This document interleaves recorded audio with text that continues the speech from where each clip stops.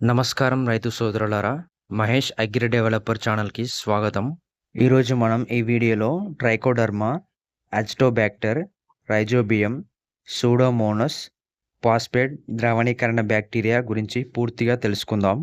ఈ 5 బయో ఫర్టిలైజర్లు దేనికి ఉపయోగపడతాయి, ఏ ఏ పంటలకు వాడాలి అనేది తెలుసుకుందాం. కాబట్టి ఈ వీడియోను చివరి వరకు చూడండి. మీ పంటకు సరైన బయో ఫర్టిలైజర్ను ఎలా ఎంచుకోవాలో పూర్తి అవగాహన వస్తుంది. ఈ టాపిక్లోకి వెళ్ళే ముందు మీకు ఒక రిక్వెస్ట్, ఈ వీడియో నచ్చినట్లయితే ఒక లైక్ కొట్టండి. అలాగే కొత్త వాళ్ళు ఈ వీడియో చూస్తున్నట్లయితే ఇలాంటి మరిన్ని వ్యవసాయ సంబంధిత వీడియోల కోసం ఈ ఛానల్ని సబ్స్క్రైబ్ చేసుకోండి. అలాగే పక్కన ఉన్న బెల్ సింబల్ని ఆన్లో పెట్టుకోండి. ఇలా చేయడం ద్వారా నేను చేసే ప్రతి ఒక్క వీడియో మీకు నోటిఫికేషన్ వస్తుంది, మీరు మిస్ అవ్వకుండా చూడవచ్చు. ఇప్పుడు టాపిక్లోకి వెళ్దాం. మొదటగా ట్రైకోడర్మా. అసలు ట్రైకోడర్మా అంటే ఏమిటి? ట్రైకోడర్మా ఒక ఉపయోగకరమైన శిలీంధ్రం. ఇది మొక్కలకు హాని చేసే శిలీంధ్రాలను అణిచివేసి వేర్లను రక్షిస్తుంది. దీని ఉపయోగాలు ఏంటంటే వేరుకుళ్ళు, కాండం కుళ్ళు, డాంపింగ్ ఆఫ్ వంటి శిలీంధ్ర వ్యాధులను తగ్గిస్తుంది. వేర్లు బలంగా పెరిగేలా చేస్తుంది. నేల ఆరోగ్యాన్ని మెరుగుపరుస్తుంది. మొక్క పోషకాలను బాగా గ్రహించేలా సహాయపడుతుంది. దిగుబడి పెరగడానికి ఉపయోగపడుతుంది. ఈ ట్రైకోడర్మా ఏ పంటలలో ఉపయోగించవచ్చు అంటే వరి, పత్తి, మిర్చి, టమాటో, వంకాయ, బెండ, మొక్కజొన్న, పప్పు పంటలు, పండ్ల తోటలు, పూల పంటలు సహా దాదాపు అన్ని పంటలకు ఉపయోగించవచ్చు. Next Azotobacter. అజిటోబ్యాక్టర్ అంటే ఏమిటంటే గాలిలోని నత్రజనిని మొక్కలకు ఉపయోగపడే రూపంలోకి మార్చే ఒక ఉపయోగకరమైన బ్యాక్టీరియా. ఇప్పుడు దీని ఉపయోగాలు చూద్దాం. నత్రజని ఎరువుల అవసరాన్ని కొంతవరకు తగ్గిస్తుంది. మొక్క ఎదుగుదల వేగంగా జరుగుతుంది. వేర్లు బలంగా అభివృద్ధి చెందుతాయి. దిగుబడి మెరుగుపడుతుంది.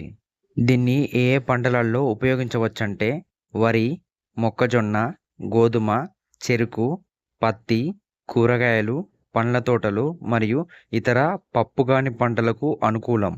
Next rhizobium. అసలు రైజోబియం అంటే ఏమిటి?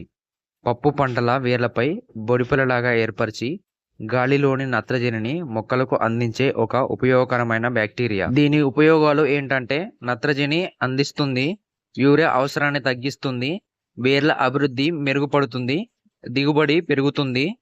దీన్ని ఏ పంటలలో ఉపయోగిస్తారంటే శనగ, కంది, పెసర, మినుము, అలసంద, సోయాబీన్, బఠానీ వంటి పప్పు పంటలకు మాత్రమే ఉపయోగించాలి. Next Pseudomonas. సూడోమోనస్ అంటే ఏమిటంటే మొక్కలను వ్యాధుల నుండి రక్షించే ఒక ఉపయోగకరమైన బ్యాక్టీరియా. దీని ఉపయోగాలు ఏంటంటే శిలీంధ్ర మరియు కొన్ని బ్యాక్టీరియా వ్యాధులను తగ్గిస్తుంది, వేర్ల పెరుగుదలను మెరుగుపరుస్తుంది, మొక్క రోగ నిరోధక శక్తిని పెంచుతుంది, పంట ఆరోగ్యంగా పెరిగేలా చేస్తుంది. దీన్ని ఏ పంటలలో ఉపయోగిస్తారంటే వరి, పత్తి, మిర్చి, టమాటా, వంకాయ, కూరగాయలు, పూల పంటలు, పండ్ల తోటలు మరియు అనేక ఇతర పంటలకు ఉపయోగించవచ్చు. నెక్స్ట్ ఫాస్ఫేట్ ద్రవణీకరణ బ్యాక్టీరియా. దీన్ని పిఎస్బి అని అంటారు. పిఎస్బి అంటే ఏమిటంటే నేలలో కరిగిపోకుండా ఉన్న ఫాస్ఫరస్ను మొక్కలు గ్రహించే రూపంలోకి మార్చే ఒక ఉపయోగకరమైన బ్యాక్టీరియా.